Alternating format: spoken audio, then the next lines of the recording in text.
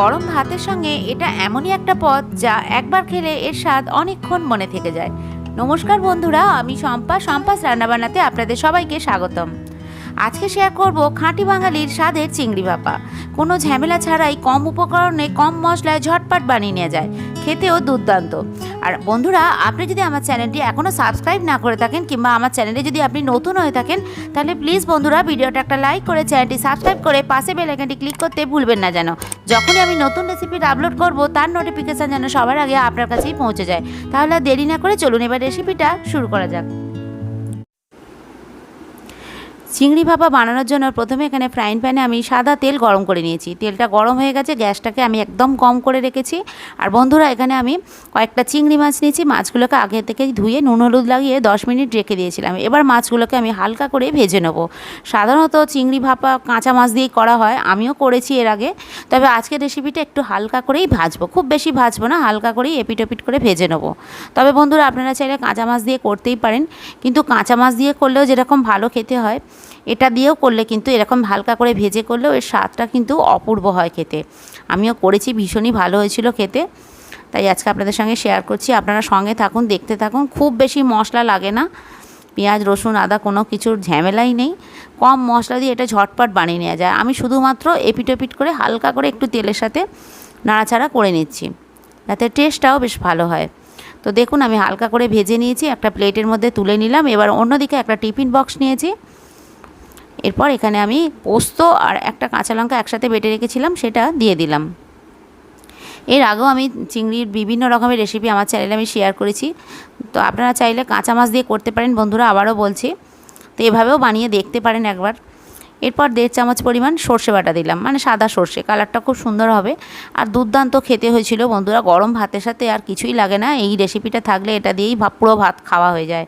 এরপর আমি জল ঝরানো টক দই দিলাম। দইটা কিন্তু অবশ্যই জল ঝরিয়েই দিতে হবে, নাহলে কিন্তু দইটা ওপর থেকে একটা ভেসে ওঠে, ছানা ছানা ভাব হয়ে যায়। সেটা গ্রেভিটাও স্মুথ হয় না, আর দেখতেও ভালো লাগে না, খেতেও ভালো লাগে না। সেই জন্য এটাকে জল ঝরিয়ে ভালো করে এটাকে ফেটিয়ে নিতে হবে। দইটা সমস্ত মশলার সাথে ভালো করে ফেটিয়ে নিতে হবে, মানে মিক্স করে নিতে হবে, যাতে কোনো জায়গায় ওপর থেকে না ভেসে ওঠে, দলা না থাকে। এরপর এখানে স্বাদ মতো চিনি দিলাম, যেহেতু টক দই দেওয়া আছে সেজন্য একটু চিনি দিলে স্বাদটা ভালো হবে, ব্যালেন্স হবে। একটু হলুদ গুঁড়ো দিলাম পরিমাণ মতো, আর খুব সামান্য পরিমাণ কাশ্মীরি লঙ্কার গুঁড়ো দিলাম, যাতে কালারটা সুন্দর হয়। তবে এটাতে মানে ঝাল হবে না, তো আপনারা চাইলে ঝাল গুঁড়ো লঙ্কা দিতে পারেন। আবারও আমি সমস্ত মশলাগুলো ভালো করে মিক্স করে নিলাম। মশলা কিন্তু ভালো করে মিক্স করতেই হবে। এরপর স্বাদ মতো নুন দিয়ে দিলাম, না হলে ওপর জায়গায় কোনো জায়গায় বেশি হয়ে যাবে, কোনো জায়গায় কম হয়ে যাবে। সেই জন্য চামচ দিয়ে ভালো করে মিক্স বন্ধুরা করে নেবেন, দই দিয়ে সমস্ত মশলা দিয়ে। দেখুন কালারটা এখনই কত সুন্দর লাগছে। এরপর কাঁচা সর্ষের তেল দিয়ে দিলাম 2 চামচ পরিমাণ। আর এই তেলটা দেওয়ার পর দেখুন কালারটা আরও সুন্দর লাগছে, একটা মিষ্টি বাসন্তী কালার এসছে। স্বাদটাও কিন্তু দুর্দান্ত হয়েছিল। আপনারা অবশ্যই বাড়িতে বানান, কেমন লাগলো সেটা অবশ্যই কমেন্টের মাধ্যমে জানাবেন। এরপর ভেজে রাখা চিংড়ি মাছগুলো দিয়ে দিলাম। আর এরকম রেসিপি থাকলে সত্যি আর কিছুই লাগে না, গরম ভাতের সাথে সত্যি পুরোটাই ভাত খাওয়া হয়ে যায়।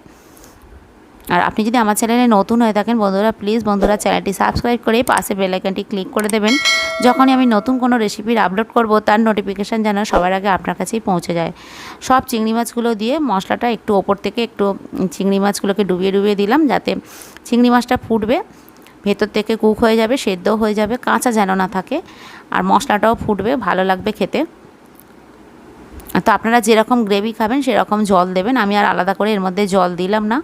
কয়েকটা কাঁচা লঙ্কা দিয়ে দিলাম ওপর থেকে, এটা দেখতেও সুন্দর লাগবে আর খেতেও ভালো লাগবে, একটা কাঁচা লঙ্কার ফ্লেভার তো আছেই। আর একটা কারি পাতা দিয়ে দিলাম। কারি পাতারও কিন্তু একটা নিজস্ব খুব সুন্দর গন্ধ থাকে, যার জন্য কিন্তু এই রান্নার স্বাদও কিন্তু বাড়িয়ে দেবে। এরপর টিফিন বক্সের মুখটা আমি বন্ধ করে দিলাম।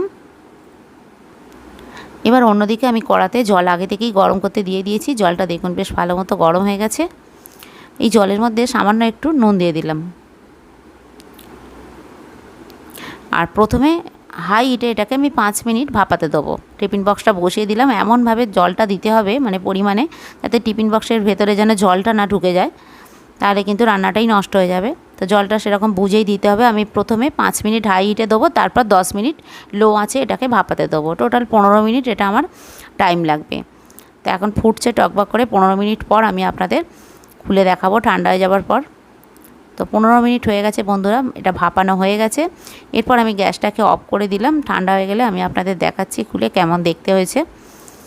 এরপর দেখুন বন্ধুরা, টিফিন বক্সটা আমি খুলছি, ঠান্ডা হয়ে গেছে পুরোপুরি।